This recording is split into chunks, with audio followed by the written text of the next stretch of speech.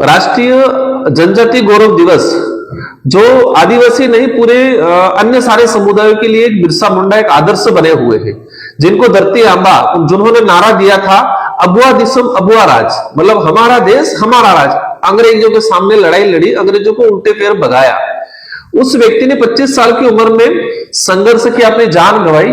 तो सरकार ने, केंद्र और राज्य सरकार ने राष्ट्रीय जनजाति गौरव दिवस मनाया। लेकिन मेरी नजर में जिन्होंने जिस तरीके से गौरव दिवस का नाम देके राजनीतिक रोटियां सेकने का काम किया है, सरकारी कार्यक्रम बताया उन्होंने, तो क्या सरकार के सरकारी कार्यक्रम था? मैं स्थानीय सांसद था, मुझे निमंत्रण देने का इनका अधिकार नहीं था क्या? मतलब मेरा राइट नहीं था क्या? यहाँ के कांग्रेस के और अन्य हमारे बाप पार्टी के विधायक है, इनको निमंत्रण क्यों नहीं दिया? हमको तो ठीक है, छोड़ो, आप जनजाति गौरव दिवस मना रहे हो, लेकिन हमारे यहाँ पर जनजाति बाहुल्य क्षेत्र आदिवासी गौरव दिवस मना रहे हो। आदिवासी के कितने मेट कोटवाड़ गमितियों को बुलाया? इस इलाके में पाले हुआ करती थी, जिन राजा रजवाड़ों का भी राज था, तो पालों की गमितियों से राजा रजवाड़े सलाह लेते थे। आप आदिवासी गौरव दिवस मना रहे हो और हमारे किसी भी पाल के गमिति को मंच पे नहीं बुलाया। संत सुरमाल महाराज गोविंद गुरु महाराज की भक्ति की एरिया है हमारा। संत सुरमाल महाराज गोविंद गुरु महाराज के गादीपति और हमारे मेट कोटवाड़ उस कार्यक्रम मंच पे नहीं बुलाया। मंच तो दूर की बात है, वीआईपी पास बांटे। मेरा आपके चैनल के माध्यम से सरकार से सवाल है कि आपने कितने आदिवासी महापुरुष या आदिवासी महापुरुषों की जयंती मनाया आप, लेकिन कितने आदिवासी पालों के गमितियों को बुलाया आपने, मेट कोटवाल को बुलाया? यहाँ पर हमारे आदिवासी विकास परिषद, एक्सा परिषद, बामसर, कई सामाजिक संगठन है। सारे सामाजिक संगठनों, आदिवासी समाज के सामाजिक संगठनों को मंच पे बुलाना था आपको। किस संगठन को बुलाया आपने?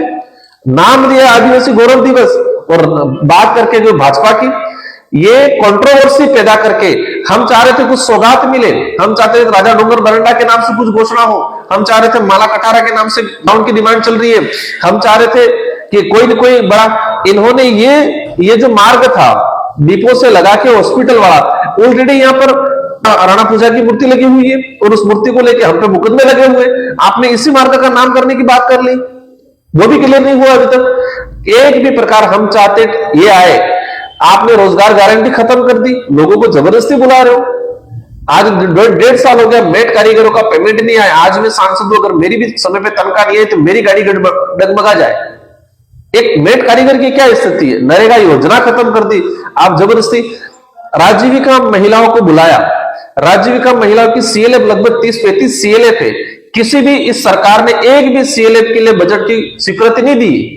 एक भी जगह हम पीछे पड़ के जमीन अलॉटमेंट दिला के हम विधायक और सांसद कोटे से देने का वादा कर रहे हैं, लेकिन भीड़ इकट्ठा करनी है तो नरेगा की लेबर, राजीविका की लेबर। सरकार, यहाँ की जनता को उम्मीद थी कि भजनलाल जी राष्ट्रीय जनजाति गौरव दिवस पे कोई बड़ी घोषणा करेंगे, कोई बड़ी सौगात देंगे, लेकिन पॉलिटिकली भाषण के अलावा कुछ करके नहीं गए। और उसी का रिएक्शन था कि लोगों ने मुख्यमंत्री जी का भाषण सुनने के बाद लोगों ने उस भाषण से नाराजगी व्यक्त की और लोग निकल गए।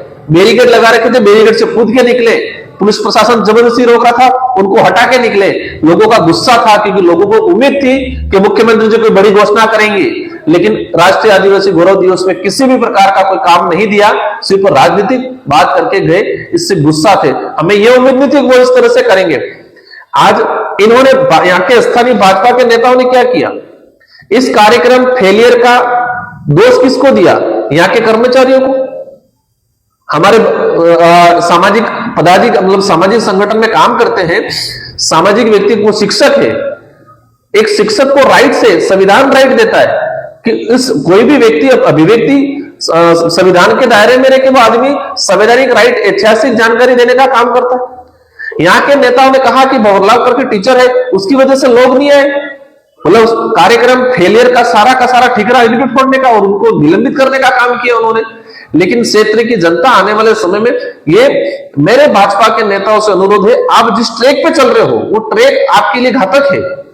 अगर भविष्य में कुछ करना है तो आपका सोच बदलो पहले, क्योंकि सोच बदलेगी तो आपका रास्ता बदलेगा। आप दबा के किसी को डरा धमका के निलंबित करके आप सत्ता में नहीं बने रह सकते हो। वक्त आएगा, जनता जवाब देगी आपको।